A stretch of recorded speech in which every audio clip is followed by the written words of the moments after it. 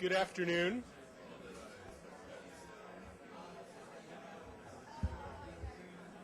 Good afternoon.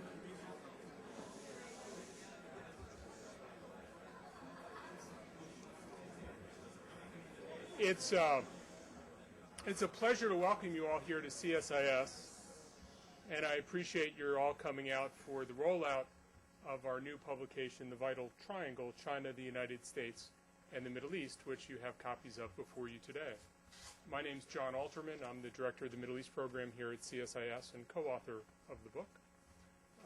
I will give you a brief presentation about the book, and then I'll be joined by two rather impressive commentators. If you can't hire people smarter than you, at least you can get people smarter than you to talk about your book. Starting off will be Ambassador Nicholas Burns, the former Undersecretary of State for Political Affairs in the State Department, also the former permanent representative of the United States to NATO and ambassador to Greece. He's the former State Department spokesman. There are few people with as keen an ability to convey a sense of U.S. strategic thinking and U.S. strategic posturing going into the future than Ambassador Burns. He'll be followed by who I think is probably the best person on earth to talk about this book. Ambassador Chaz Freeman is currently with Projects International in the Middle East Policy Council. He is also the co-chair of the USChina Policy Foundation and the vice chair of the Atlantic Council of the United States. Deep experience in the Arab world, where he was ambassador to Saudi Arabia, deep experience in Asia, where he was deputy chief of mission and chargé d'affaires of the U.S. Embassy in Beijing. Not only a distinguished thinker and writer, but one of the most entertaining speakers, and as I said, one of the most deeply informed on issues of China and the Middle East and the United States. So I'm going to try to do whatever technical wizardry I can to compete with these guys, but it's going to be an uphill battle. This book, The Vital Triangle, is the product of several years of work here at CSIS. I did it with a co-author, John Garber, professor at Georgia State University. Unfortunately, John is in China this summer and couldn't join us for the rollout. But we engaged with hundreds of people in China and the Middle East. I went to China twice, spoke with a number of people in the academic community, people in the business community, journalists, and others about this evolving interest of China in the Middle East, the evolving relationship of China in the Middle East. And then we spoke to a whole range of people in the Middle East, not just in the tours that I've done in the Middle East over the last several years, but also we had a conference in Abu Dhabi in the fall, which brought together people from China, the United States, and the Middle East to try to work through these issues. The idea of this project is that you can't really think about China in the Middle East, the United States in the Middle East, without thinking about the relationship of all these parties together, that increasingly the parties are inextricably linked. And there's a way, it seemed to me as I was embarking on the research, that if anybody's unhappy, they can make all the other parties unhappy as well. That there's a way in which any single party could be a spoiler if two tried to gang up against one. And understanding this dynamic, understanding the nature of the relationship, would be vital not only to U.S. security, but also to the future of the Middle East and to the future of China. What it seems to me has happened is that the United States has had a long relationship with China. It started off with missionaries in the 19th century. It involved trade before the 19th century and after. Things got cool in the first half of the 20th century, but increasingly over the last 30 years, you've had a very strong relationship to China, which partly has to do with trade, diplomacy, and everything else. That also, starting in the early 20th century, had a U.S. relationship with the Middle East. This relationship was created in many ways in its modern incarnation with the discovery of oil in Saudi Arabia and the way in which oil became a strategic commodity during World War II. And the Middle East suddenly became a strategic nexus for the United States in a way that wasn't the case before. What you've had through the development of the second half of the 20th century is a deepening of the U.S.-Chinese relationship and the U.S.-Middle Eastern relationship. That these relationships are not merely about economics, not merely about diplomacy, but they've taken on issues of counterterrorism, they've taken on issues of how China affects our diplomacy vis-a-vis countries in the Middle East. There's just a much thicker and more complicated relationship between the United States and the countries in the region. And it's not perhaps surprising that they should start thinking about a relationship with each other and not just going through the United States. Now, of course, it's not merely the U.S. relationship with Saudi Arabia, and it's not merely the Chinese relationship with Saudi Arabia, because it's Iran, it's Kuwait, that's Oman, which is very important to China, and Iraq. You have all of these complexities coming into the relationship. And the sense that you could merely have a U.S.-Chinese relationship, a U.S.-Middle Eastern relationship, without taking account of this triangle is increasingly hard in any of the bilateral relationships, and certainly when you start thinking about the region as a whole. The appeal of China to these countries in the Middle East is, I think, well summarized by this quote by Abdulaziz Sagar. He's a Saudi who lives in Dubai, and he said, the chief advantage of China's role in the region is its lack of political baggage. There's an attraction of the idea of bringing in China as a serious power. But the U.S. reservations about this are captured by John McCain's statement about how China is hindering the U.S. China is an obstacle to the U.S. accomplishing its policy not only in the Middle East, but farther afield. And that tension, as I said, if everybody's not happy, there's a way in which everybody becomes unhappy, and that's a problem. Ultimately, the core of this relationship is an energy relationship. China's energy consumption is going up, and their production is flat. They became a net energy importer, a net oil importer in 1993. We have been importing oil for a long time, and our needs continue to increase. And where's the oil? I mean, the fact is we're going to need oil for a long time to come. If you look at the Energy Information Administration's projections, for 2001, about 39% of our energy came from oil, 23% from natural gas and coal and otherwise. But even going forward into 2030, 32% of energy comes from oil. That's global energy shares. The 2030 pie, by the way, is a much larger pie because countries are developing, countries are growing, they're using more energy, so the world is going to continue to need oil. And where is that oil? Well, if you look at proven reserves around the world, we've got some. The Canadians have a lot, but it's tied up in tar sands. It's hard to get out. Right? And you look around the world, not so much, not so much. Africa, there you go. I mean, it's obvious that we are going to have a growing reliance on Middle Eastern oil. China is going to have a growing reliance on Middle Eastern oil. And merely for the reasons clear in this graph, China's been getting most of its oil from the Middle East because that's where the oil is. Right? The green line is Chinese imported oil coming from the Middle East. That's about half, consistently half. They're getting more from Africa. That's the blue line. A lot of that's from Angola, which is actually their number one oil exporter right now. But if this is all in a time when Chinese demand is going through the roof, and the only countries that can really meet this growing Chinese demand are coming out of the Middle East. For this reason, you're seeing growing Chinese trade with the Middle East. Bilateral trade has been shooting up.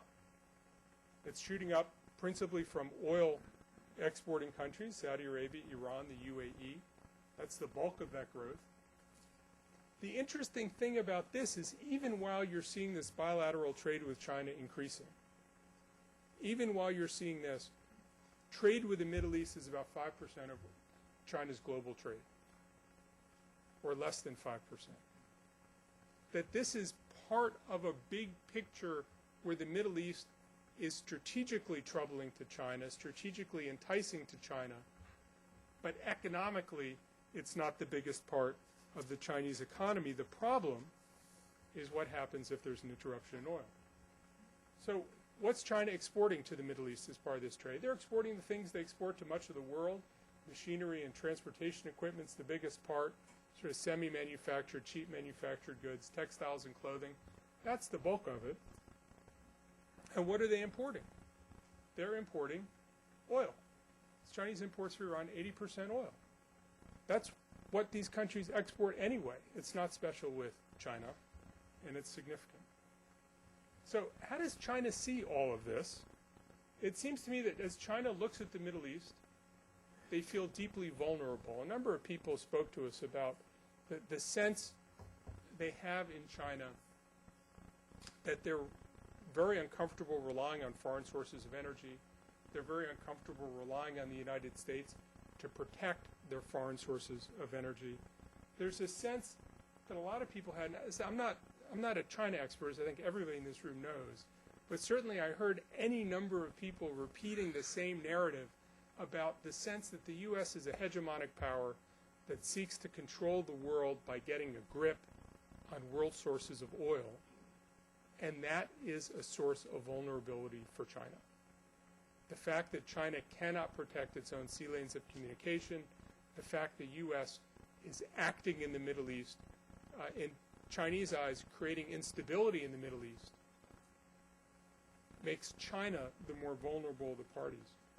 They also think that for all the imperialism and arrogance that they associate with U.S. foreign policy, they feel so much less able to handle instability in the Middle East than the United States does. That is, they feel that we're shaking things up, but because we have a stronger economy, because we are more developed to start with, that there's a way in which what the U.S. doesn't take sufficient account of their sensitivity, doesn't take sufficient account of their inability to deal with instability, and that's a factor contributing to instability in the region. Now, part of this is that the region gives them the heebie-jeebies. When you talk to Chinese Middle East experts, and they all tell you about how important it is to understand the Middle East, and a lot of them, honestly, they've been to one Middle Eastern country for a couple of months, and they've been to Israel for a couple of 3 months, and that's their Middle East experience. But when you talk to the strategic thinkers, they all saw that that graph with 50% of the oil coming from the Middle East as a problem. Because if you look at where the Chinese are actually investing, where's their FDI going to? 1% of their FDI is going to the Middle East. They will trade with the Middle East, 5% of their trade is with the Middle East, but they won't invest in the Middle East because, quite frankly, they think these people are nuts, because they see it as a region full of instability, because they see it as a region where the U.S. has much more control than they do, and they'll invest in Latin America and Africa far before they'll trade with the Middle East, but they won't invest with the Middle East because of a sense. And, maybe it utterly comes down to a sense that as a country of committed secularists, a country or a region that's having a religious resurgence is deeply unsettling and hard to understand. So as I said, they really won't invest there. I think their other problem in the Middle East, and this goes to the sense of disquiet, is how they relate to Iran. Iran also gives them the heebie-jeebies. They're trying to avoid a confrontation. It seems to me the best way to capture the Chinese relationship to Iran is that they are desperate to balance against whichever side, the U.S. or Iran, is leaning more toward confrontation. That is, the more the U.S. seems to be tipping toward war, the more they'll side with Iran to keep the U.S. from going toward war. And the more they see the Iranians being confrontational, the more they'll side with the U.S. to get the Iranians to back down. It's not a clear policy, it's a subtle policy. And it's a policy where you have to look not only at what they do, but at the timing of what they do.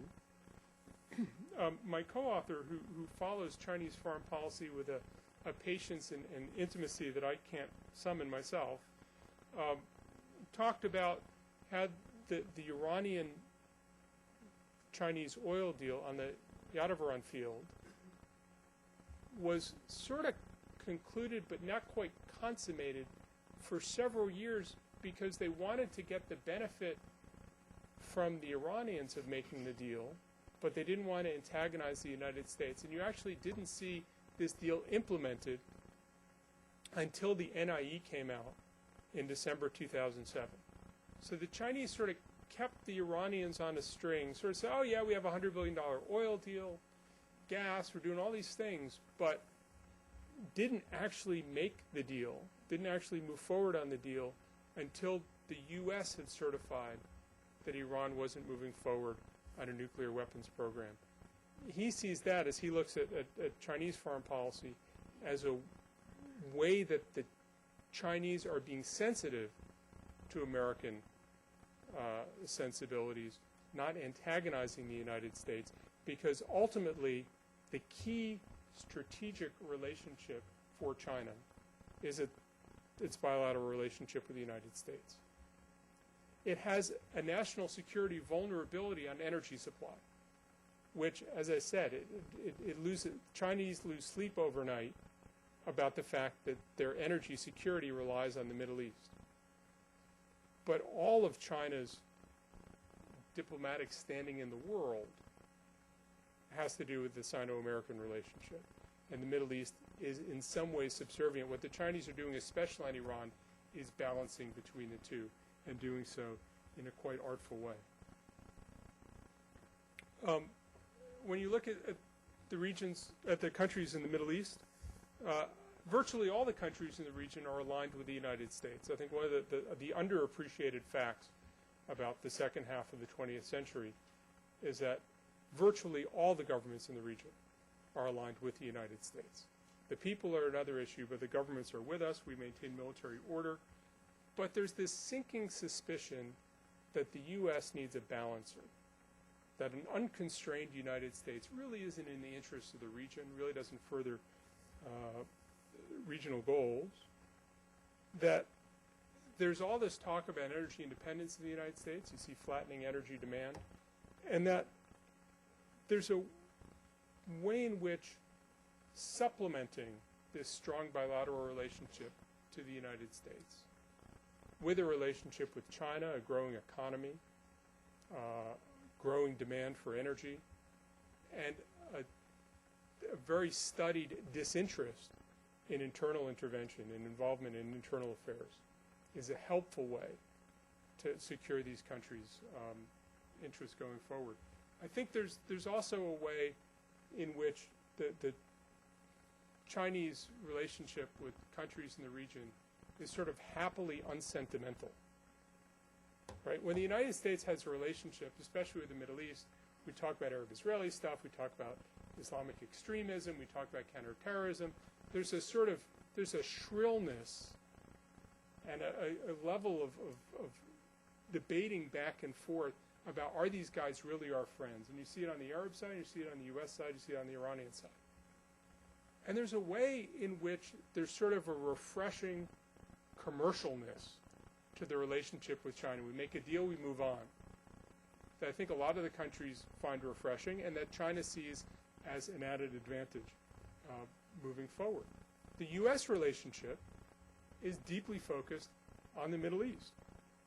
CENTCOM in Tampa has more people in Tampa than the State Department has in Washington, D.C.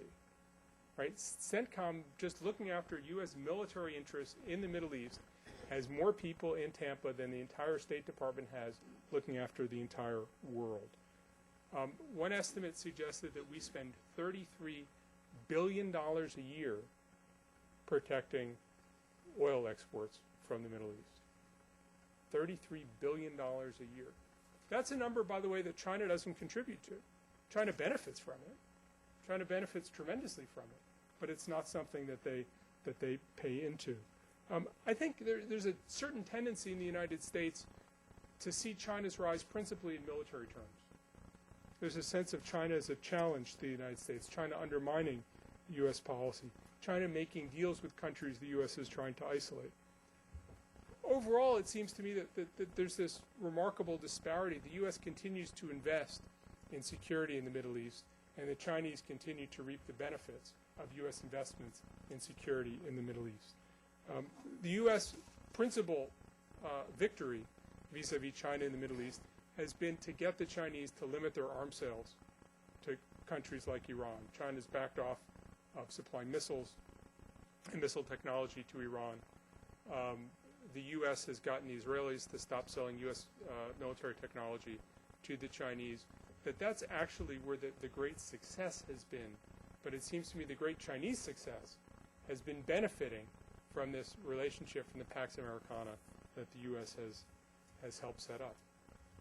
So after going through all of this, and I've given you a taste, and you'll have to read the book to get more, what are the conclusions of this? It seems to me that the first conclusion is that the U.S. interests in the Middle East are strategic and enduring. They're not going anywhere. We are going to stay deeply involved in this region of the world for a very long time. Chinese interests in the Middle East are significant and growing. There is no way that China isn't going to have more and more interest in this part of the world, partly for reasons of energy security, but also as China becomes more and more of a global power. This is going to remain a significant part of the world, and China will want to be significant in it. And the Middle East interests in China are evolving.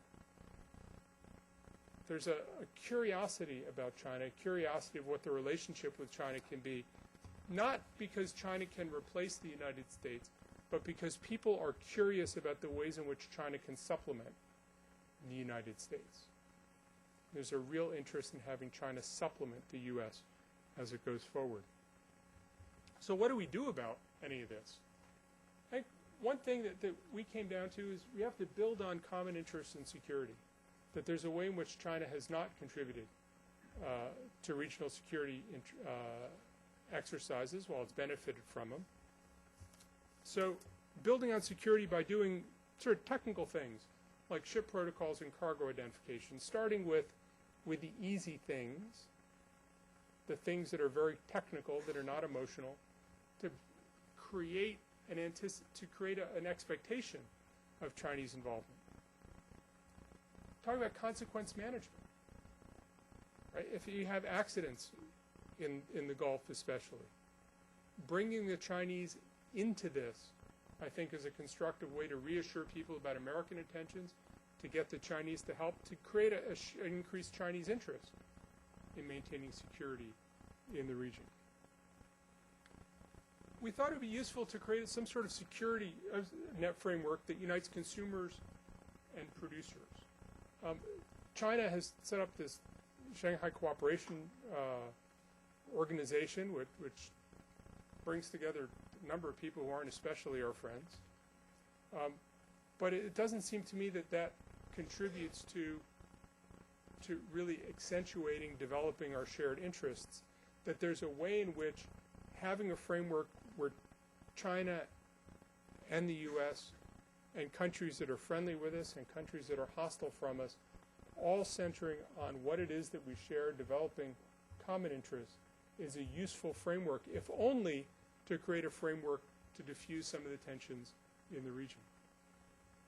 Ultimately, the challenge for the U.S. is how to create a constructive role for China moving forward. China's not going away. China's oil demand's not going away. Our oil demand's not going away. And we're going to have to find a way to do this going forward. The strange thing about these relationships is that the Chinese Middle Eastern relationships are not relationships that people in either China or the Middle East are especially fond of talking about, at least talking about with Americans. I've spoken with Chinese foreign ministry officials. I feel like it's police at an accident scene saying, nothing to see here, guys, move on, move on. I've spoken to Chinese diplomats who said, oh, there's nothing really going on. Arab diplomats and scholars who say, well, it's not much, don't. But there's a way in which, if you look at the subtle signs, the number Arabs who are studying in China, who are studying Chinese, exchange students back and forth, a number of businessmen who go back and forth. There is a sense in which, in a completely unemotional way, people in this region, people in the Middle East, people in China understand that they are going to have to understand more about each other, and they're not going to be going through the United States. U.S. interests require that we understand that evolving relationship and we steer it in a constructive way so that all of us can have our interests met, because if we don't, then none of our interests will be met. Thank you.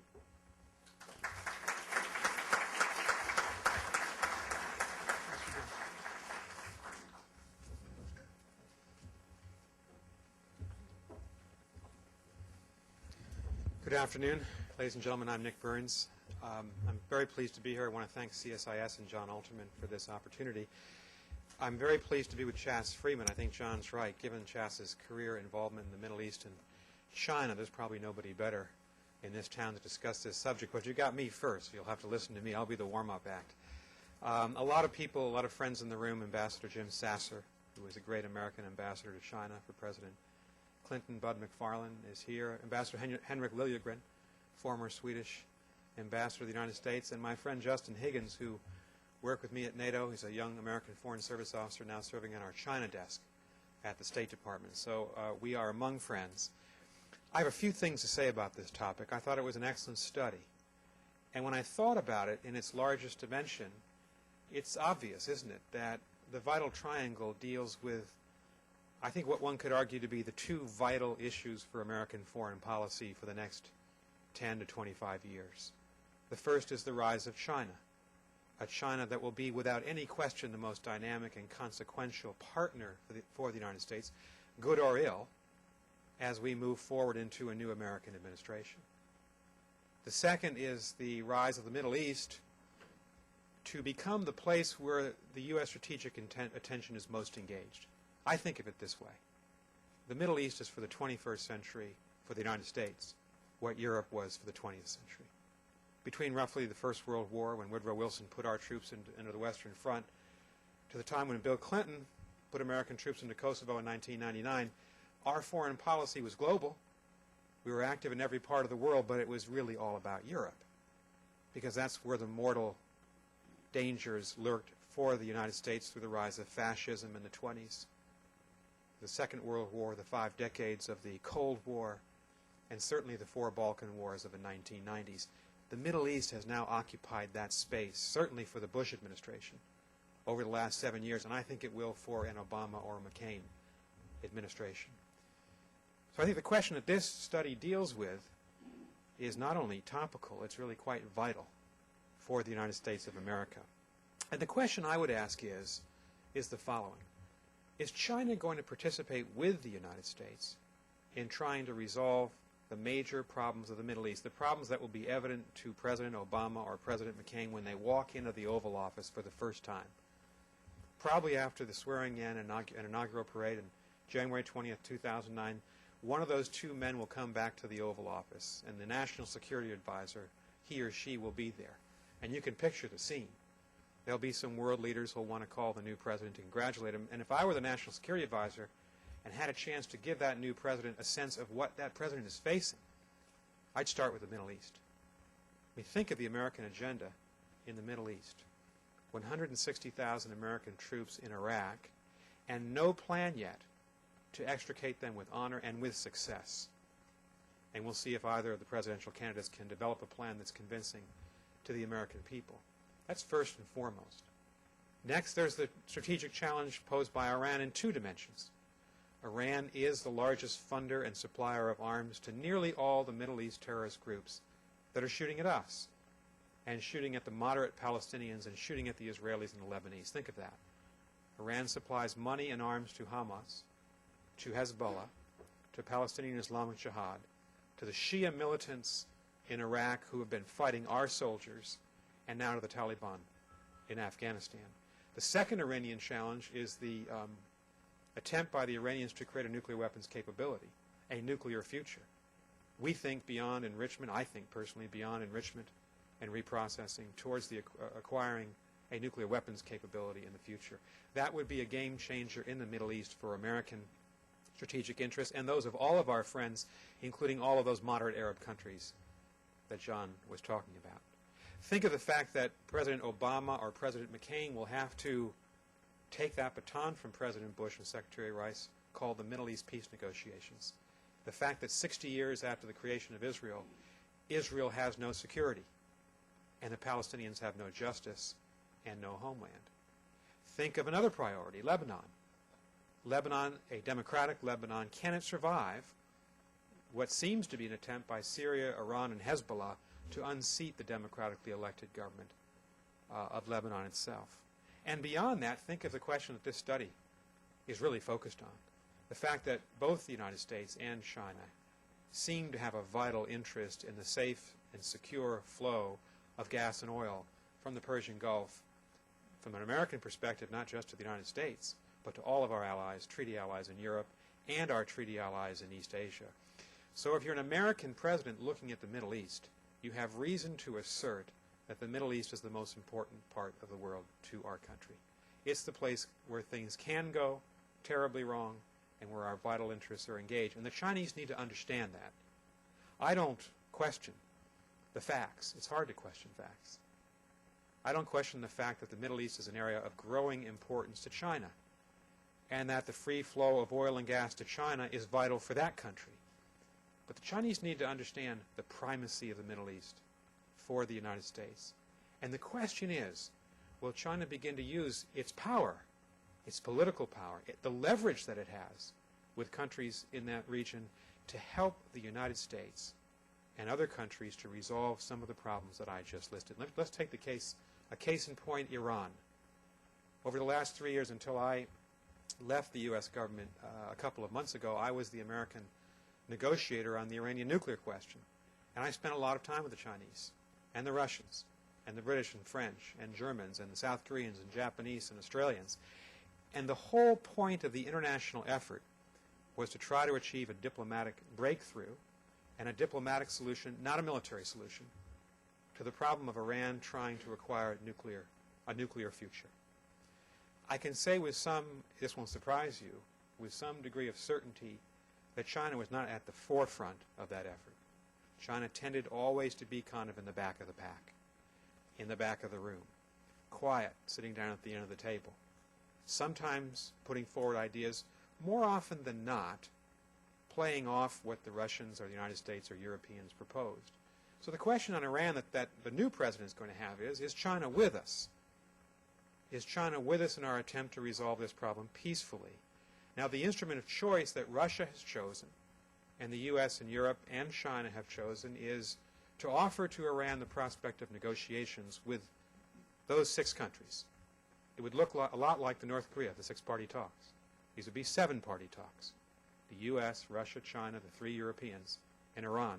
Iran has turned down, since 2006, for 2 years now, repeated offers by those countries, China, Russia, the U.S., and the Europeans, to negotiate.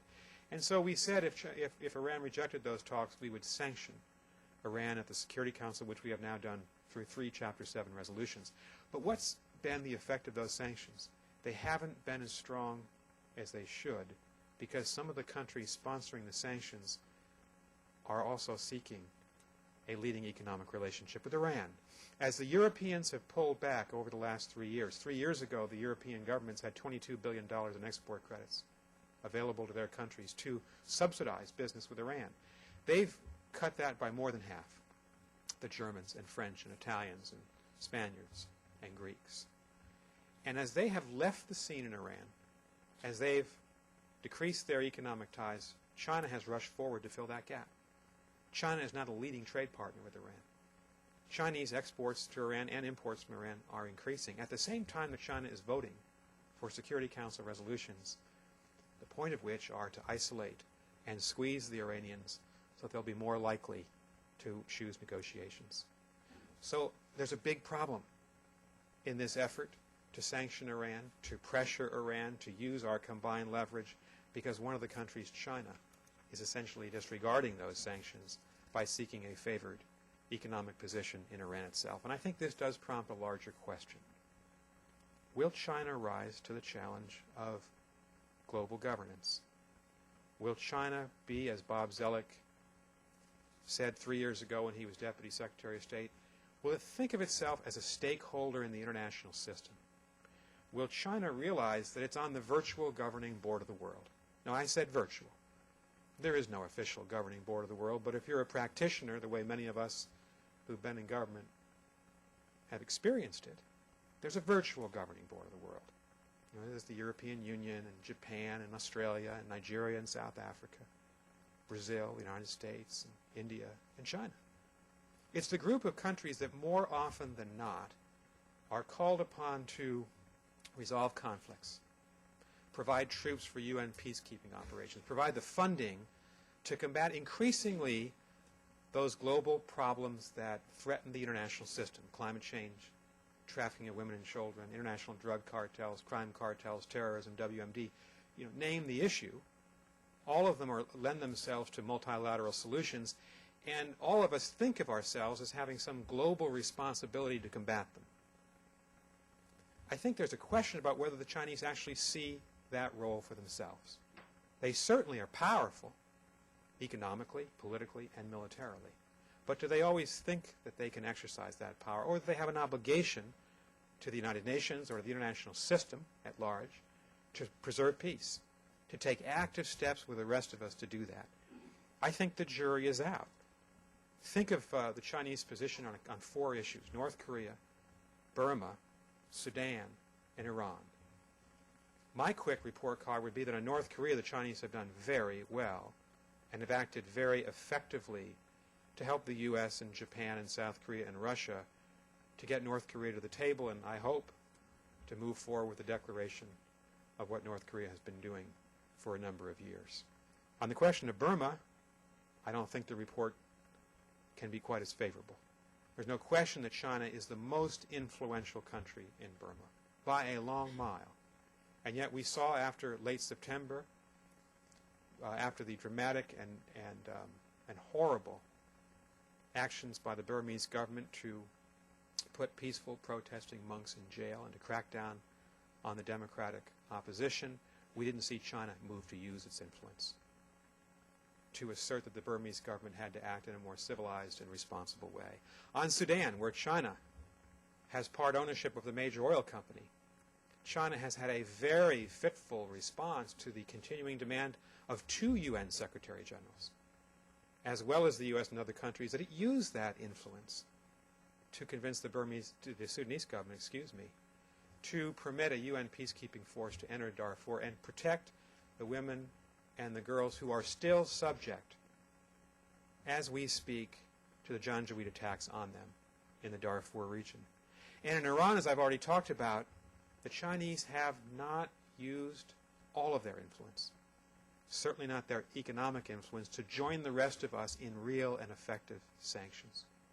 And so for me, this study about China and the Middle East prompts specific questions pertaining to China's role in the Middle East, but also the general questions about China's global activities and about how China looks at its own power in the world and about its willingness to exercise that power.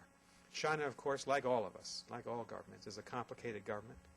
It has a multiplicity of interests. It seems to me is largely still governed by mercantilistic impulses as the bedrock principle of their foreign policy. Now, all of us, of course, have economic interests and commercial interests. We all want to protect our own companies and advance the success of all of our countries economically. But there are certain issues where sometimes those interests, economic interests, need to be subordinated to the greater good. And the United States and Russia and the European countries have certainly subordinated our economic interests in Iran in a way that China has not. Let me just conclude by saying I looked at the policy recommendations at the back of this study, and I hope all of you will as well. I was intrigued by them. I do agree with John that there are common interests at play here that should unite China and the United States to work together in the Middle East. We both have a decided interest, a clear interest, in preserving the flow of energy to all of our countries. And I was intrigued by John's suggestion in the study that we might be able to work more effectively with China on container security and port security, which has been a global priority for the United States for a number of years, and it would be good to work more actively with China on that. I just don't know. I was trying to think through this suggestion of a security framework. Security frameworks are difficult. I'm not sure what the word framework means. From an American perspective, we do have alliances. We very rarely have more loosely fitting security partnerships, and I wonder what that would look like, and maybe in the question and answer period, John and others might want to contribute to further defining that, because I'm not ready to sign on yet. Security framework and security commitments are very specific, and the United States has to be very careful when it extends commitments of a security nature beyond our country. Last thing I'd say is this. I don't see that the 21st century need be a century of conflict between China and the United States. I think most people in America involved with our foreign policy agree on one thing. We cannot and should not seek to contain China the way we sought and successfully did in some respects contain the Soviet Union following the Second World War. Given the degree of economic integration among all of our countries, and specifically between the U.S. and China, given the fact that in a globalized world we actually should want the Chinese to be working with us on some of those multilateral problems that I mentioned and others that I did not, it seems to me that there's a lot of room for positive engagement between China and the United States, and we should seek that kind of future with China. We should seek, obviously, good and close relations. I think we have them. I think during the Bush administration, the relations have been pretty good between the two countries, not without their problems and disagreements, but pretty good.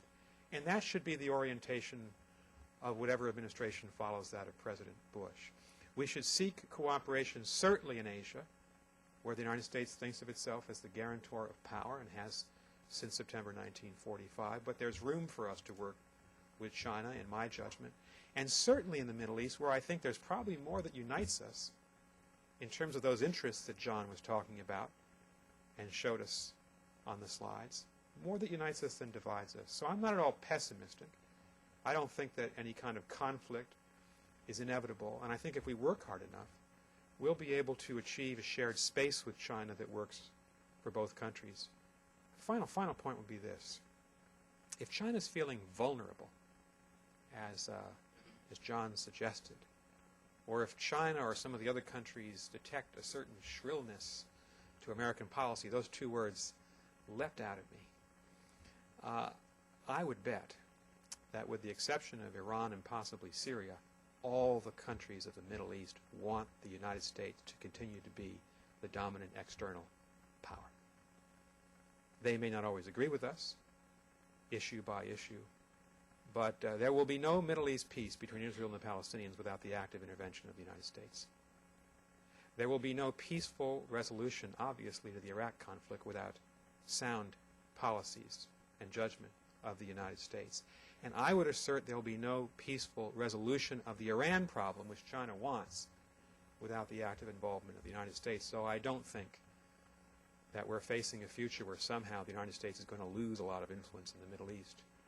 Fareed Zakaria has written this great new book about American foreign policy where he makes the obvious point. The United States is not losing power in the world, but the United States does have to face a future where other countries are gaining it. And the trick will be, can we cooperate with them? I think there's a lot of room for cooperation between China and the United States in the Middle East. Thank you very much.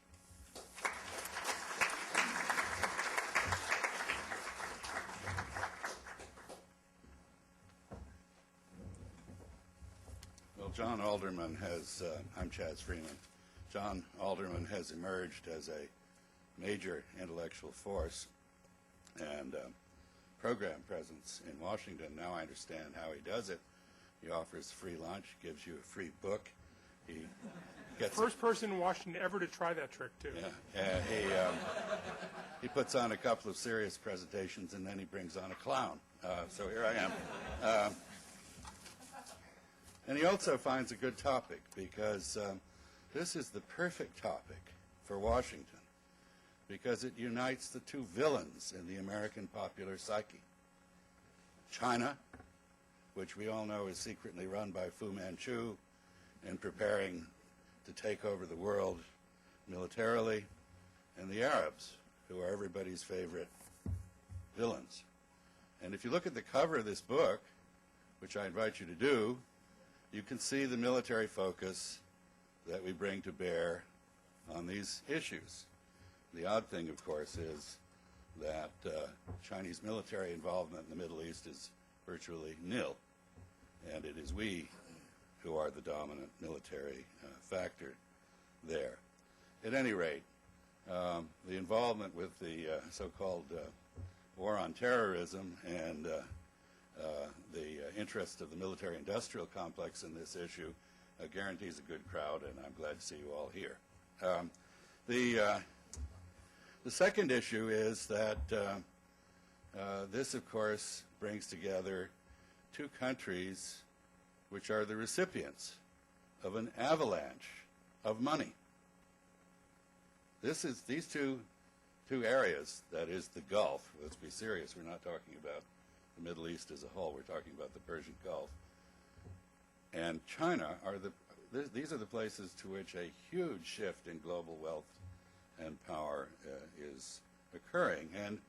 And this avalanche of money, of course, has attracted hordes of investment bankers from Wall Street and fund managers, and it will continue to do so. And so it's very interesting to look at the cross connections between China and the Persian Gulf in the way that we have done. I should say that this book does so very well. It is a major contribution. It puts things in perspective. It is not alarmist. It is factual. And I commend John and his co-author on it. It's very timely. Some of the points that have been made I will simply underscore. From the Chinese perspective, they don't see themselves as rivaling the United States or attempting to push aside the United States in the Middle East. They haven't been invited to partner with us, so whether they will or won't is a question that has not even been raised except at this forum. They certainly are not prepared to subordinate themselves to us or to underwrite our dominance of the region. Basically, this relationship is fairly simple. Arabs like to sell oil and Chinese like to buy it. And Arabs like to have things built for them and Chinese like to build them. And this is exactly what is going on. It is why 50 years ago there were no Chinese to speak of in the Gulf. Now there are well over 200,000. And there are 4,000 Chinese companies operating in the region. And the relationship is exploding. It is going up from a very low base very, very rapidly. What about the Arabs? Well, of course, they see China as the principal and fastest growing market for their principal commodity. I should say the Persians do too.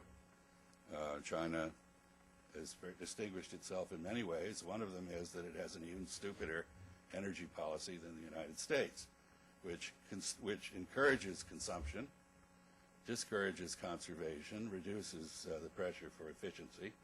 I mean, we just don't tax oil very much. They actually subsidize it. So this is great from the point of view of Arabs and Persians because it makes China a huge and growing market. They also see China, in many respects, as resembling the United States when they first started out with their relationship with us. We were not the UK or France. We had no imperial record in the region. China has no record similar to the United States, which now does have a big footprint and its own agendas in the region. We made no ideological demands on our partners in the Middle East originally. We now do, but the Chinese do not. They just want to lift oil and gas and get on with business. We were powerful and far away, a very desirable partner to have. Now we're powerful and there. That makes us somewhat less desirable. And the Chinese remain far away and are growing in power. There is a hadith, actually, which advises people to go even to China for knowledge, to go so far away from the core of the world to the periphery that China represents. And Arabs look at China as a place with which it is desirable to partner in the future. And finally, they look at China as an increasingly secure and very profitable investment location. You can invest there, and there won't be any crusading attorney general contesting an election who tries to nail you and seize your assets. There isn't any anti-Arab claque that is going to have a role in policy, and your investments will not be frozen by a Chinese version of the Office of Foreign Assets Control, and therefore China's a good place to invest. But the fact is that the two sides don't know much about each other. Beida, one of China's premier universities, Beijing University, established an Arabic major in 1946, and there are a growing number of institutes of Arab studies and Arabic language centers in China, interestingly staffed and funded not like ours from the Levant, from Syria, Lebanon, Jordan, and Egypt, but from the Gulf, which paid for their establishment. And there are an increasing number of Chinese students, not just in Syria, which was the traditional place to which they went, but all over the place. And as I mentioned, Chinese workers and executives are moving to the region. They know, as Willie Sutton did, where the money is. So all of this is new. All of it is going on. There are, as was mentioned, a very large number of Arab students now in China, all over the place. This is also new. It is important. It will grow. And the two societies are, in fact, beginning to learn how to deal with each other. But as John said, in Chinese eyes, the Arab image is quite questionable. It's not very good. I wouldn't say that the Chinese think that Arabs and Persians are nuts, but they may think that they're tricky and unreliable, and in many respects they are influenced by the image that is presented in the American media, which finds its way all around the world, and which obscures the fact that, for example, with regard to oil supplies, it's not the Persian Gulf that is unreliable, but Nigeria, Venezuela, and other places well beyond the Persian Gulf. Well, where is all this going? I think in broad terms, and this gets to next question, which is key, what we are witnessing is part of a broad dilution of U.S. dominance. Nick mentioned China's involvement in Iran. One could also mention India's involvement in Iran. India tends to get a free ride for ideological reasons, but it is very much involved, as Japan has been. India is also involved in Sudan, and I won't dwell on all of this, but I'll just say that what is happening in general is that connections are being made between regions and within regions that have the effect of reducing the American ability to set agendas in those regions. It is clear that these ties will thicken in time and that there will be Arab, Chinese, and Sino-Arab setting of agendas, increasingly in areas like finance, because of all the money that is involved. Islamic finance, for example, is beginning for the first time to find its way into Chinese practice, and it has a bright future. Dubai just established $1 billion fund for investment in China, and I can tell you from personal experience that there is a very large amount of Arab money moving into investments in China. Similarly, there are Chinese investments, notwithstanding the suspicion Chinese have of Arabs, whom they see much as Arabs see Chinese, as tricky people that are not terribly reliable. There is, for example, a huge new Chinese investment in automotive industry in Iran. And this kind of thing, I suspect, will continue. So We will see in the oil sector, the energy sector, which is the key one, the development of China as a market for the first time for categories of Arab crude, heavy crude, that have lacked markets elsewhere. Refineries are being built that are tuned especially to this kind of oil, and the oil trade is going to go way up.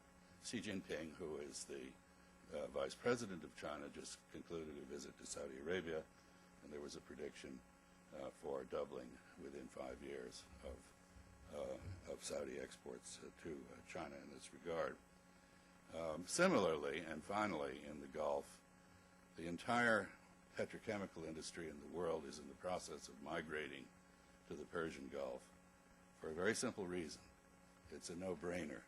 If you can buy feedstock for your petrochemicals at a discount from the international price and have no transportation costs, that's where you produce your petrochemicals. And so we're going to see China joining Europe and North America in major investments and relationships with in the petrochemical field and others like aluminum in the Gulf. I would sum up by saying that I see this relationship not at all as a threat to American interests, but I see it as an erosion of U.S. ability to control events. It provides added room for maneuver for both those in the area and for the Chinese, and it diminishes the American capacity to set agendas. All of that suggests that there is a future for American diplomacy, because if you can't tell people what to do, then you have to persuade them, and that is what diplomats supposedly know how to do. Thank you.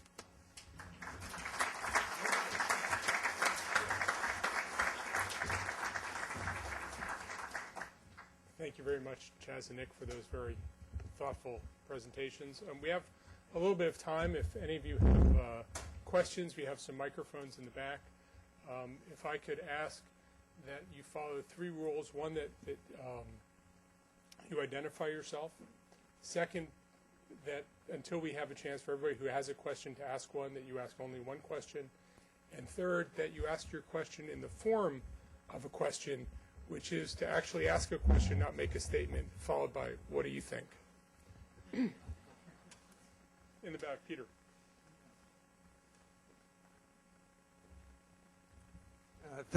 Thank you. Peter Gubser, formerly president of the American Near East FGA, retired. My question is sort of to take your thesis in your book from a triangle to a quadrangle. I would be most curious to hear Nick Burns, an old friend, to talk about it. Add India into the equation, because China, we know, is growing tremendously, but India is too, industrially, high-tech. They're going to have a blue water navy pretty soon, and they're a democracy. How do they fit into this analysis with a new major player coming into the field? Thanks. Thank you very much. I welcome the question. I actually think that we probably have more strategic upside to our relations with India than just about any other country in the world, and I think there will probably be a greater confluence of American and Indian interests in general globally than there will be U.S. and China interests. Not to say that India and the United States are headed for a alliance. We're not. The Indians don't want that, and we don't either.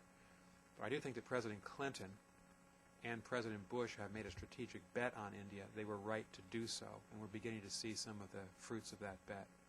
In the Middle East, I'd like to see the figures, but I'll bet the figures for India are quite modest, economic and trade figures in comparison to China, certainly in energy.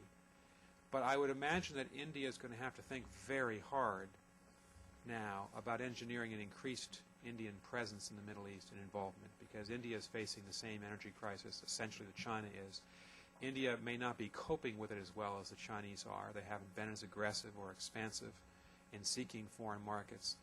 But right now, with the India civil nuclear deal with the United States stalled by a lack of decision in Delhi, and with nuclear power not really an option in only right now 3% of their energy base, And with prices mounting, the Indians are going to have to look overseas more than they have done for sources of oil and gas. So I do expect we'll see more of the Indians. And this question that I posed and that Chas spoke about of whether or not some of these new powers, rising powers, are in essence measuring up to global responsibility in the way they equip themselves. I think the Indians have done rather well in that regard. But I think there are examples where the Indians have exhibited, in some cases, some of the same impulses as the Chinese. The Indians don't have the type of relationship with Iran that China does. There is very little in the way of military trade between India and Iran. The political relationship isn't as strong, and the economic relationship isn't as strong. And yet the Indians have been quite reluctant to join Russia and the Europeans and the United States in the kind of outward push on the Iranians on the nuclear issue. So some of the same issues that we talk that are evident in the diplomacy between China and the United States about how we act together in the world, some of those are present in India as well. But my sense is that the United States should seek a better relationship with both countries, China and India, but we're more likely to achieve the kind of comprehensive partnership with India, much more likely with India than we are with China in the future. A couple of quick comments. India, in investment terms, is only about 1/10 the size of China in terms of what it absorbs in foreign investment. But it has a huge involvement in the Gulf, an enormous expatriate population there, which brings in $20 to $25 billion in remittances annually and is key to India's economic health. Its heavy industrial products and its services increasingly are important in the Gulf economies, and there is a great deal of cross-investment going on.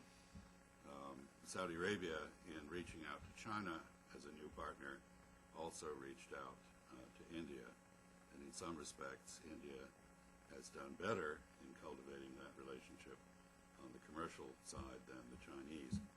Final point is that one should not forget that it was not Britain that conquered the Gulf or Iraq. It was British India, Indian troops under British command, defending interests that related India to Europe, not Britain to the region. Just to underline that, there are more citizens of India in the United Arab Emirates than citizens of the United Arab Emirates in the United Arab Emirates. It's a remarkable figure. Arno, you had a question. Arno de Borgraf, CSIS. Should hostilities break out between Israel and Iran in the form of airstrikes, I assume the U.S. would get involved one way or another. And where do you think China would stand at that point?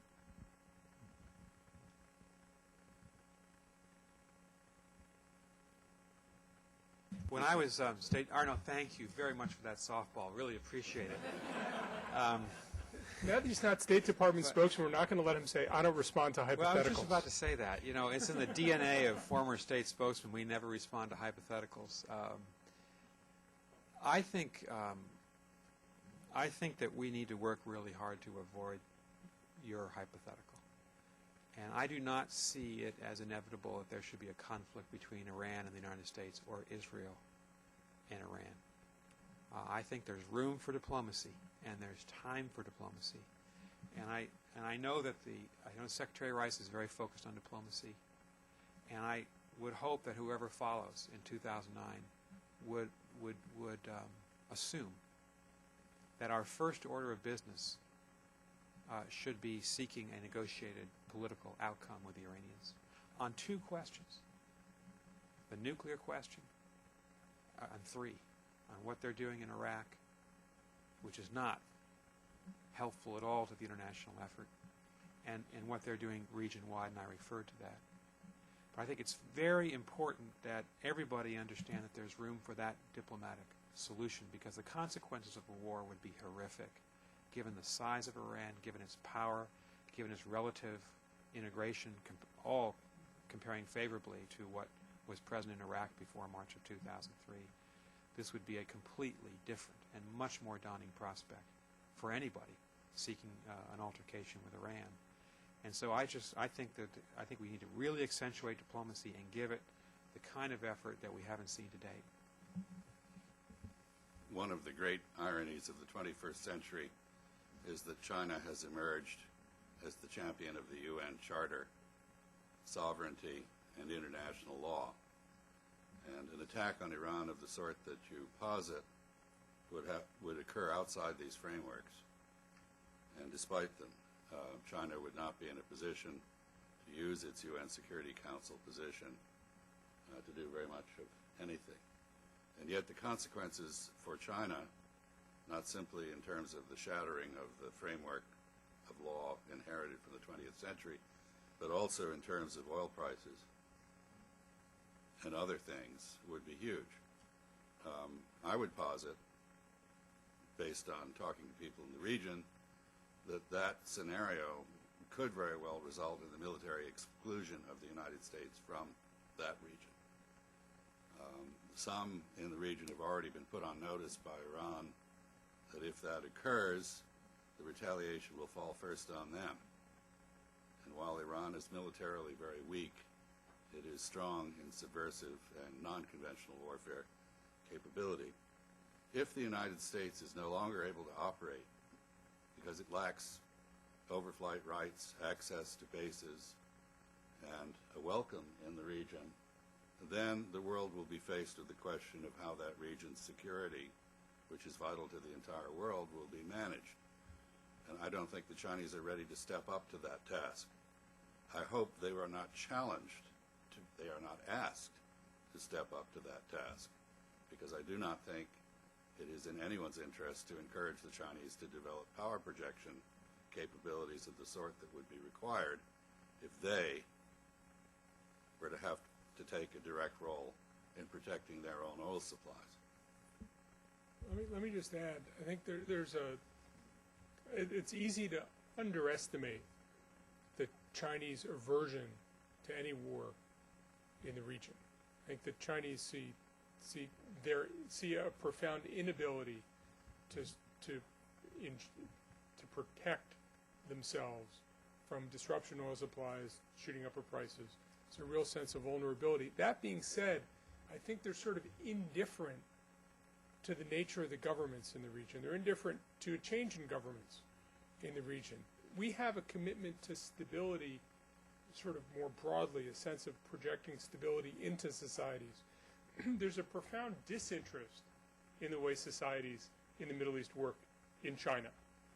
And so I don't think they're necessarily interested in protecting the Islamic Republic. They're interested in not having the outbreak of warfare that would lead to a disruption in oil supplies. They have no sentimental feelings with the people running Iran whatsoever. So, right there. In the white shirt. Next to you, Muzzer. Hi, Jonathan Coley from the Century Foundation. I wanted to ask you a not so hypothetical. Middle East oil is finite.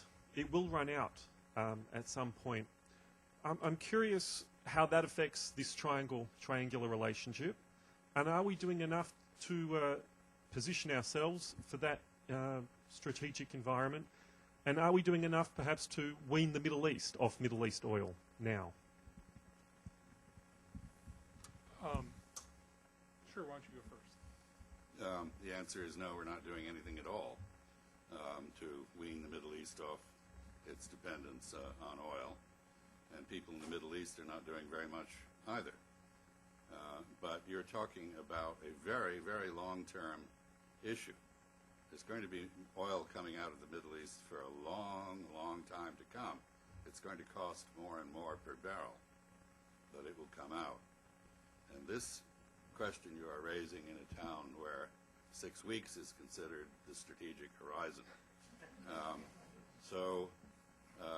I think the chances that we will address this question, important as it is, are not great. There's a slide there from the Global Future Energy Shares the Energy Information Administration came out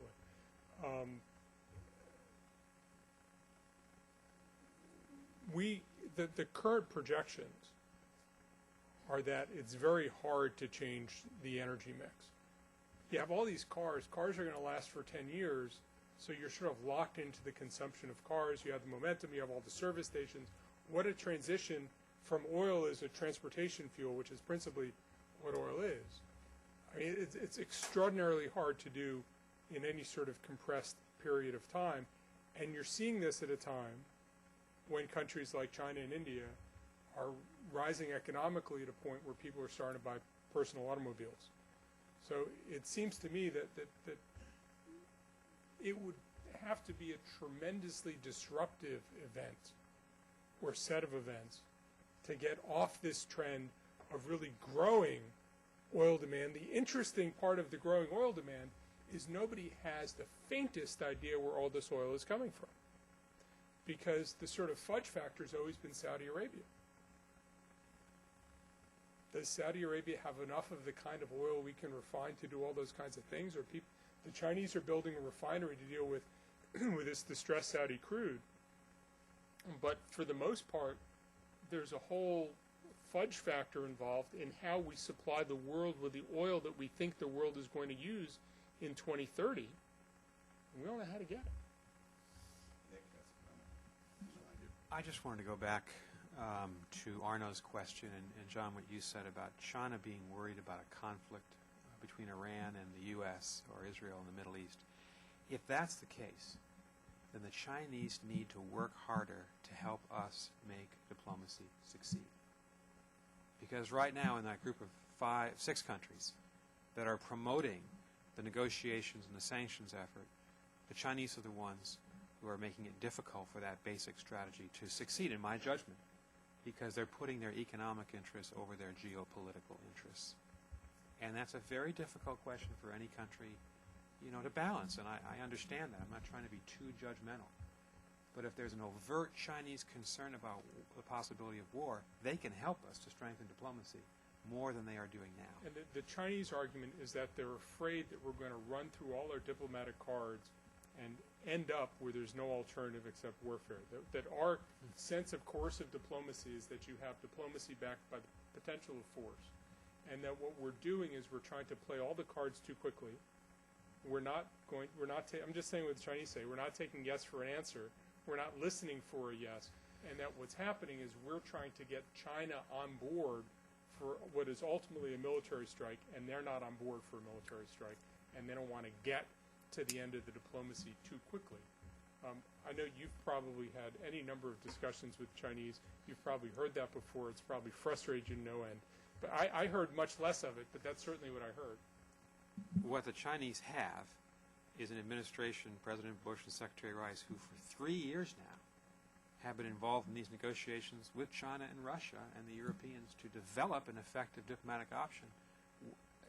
What are they waiting for? I don't understand the argument that you've just summarized from the Chinese perspective, and don't accept it. I was actually going to address a different issue, but I think it is worth pointing out that one very widespread interpretation of the Israeli exercise in the Mediterranean, which just took place earlier this month, was that it was intended precisely not to send a signal to Iran, but to send a signal to the rest of the world that it better get serious with Iran or the Israelis would do something incredibly destructive to everybody's interests, including, I would argue, their own. So whether the Chinese want to cooperate with that kind of approach or not is something they will make their mind up on. The issue that I'd wanted to mention simply was this, going back to oil running out, that Saudi Arabia has reached the point at which it is no longer concerned under normal circumstances about losing the long-term market for oil. And therefore, it is concerned about the health of the global economy and about stability in oil markets, as it has showed over the weekend with the conference that it staged in Riyadh. But it is now not going to increase production levels above what prudent reservoir management suggests is the appropriate level. And that is probably somewhere below 12.5 million barrels a day. So we are not going to see the Saudis play the swing role in global markets that we for long were accustomed to. They lack the capacity, and they don't see the reason. The time has hit 2, and we're all going to turn into pumpkins. I would encourage you to follow up with any of us afterwards. I appreciate your coming. I certainly appreciate our other speakers who demonstrated just why they have such a towering presence in the Washington discussion, and we hope to see you again soon. Thank you.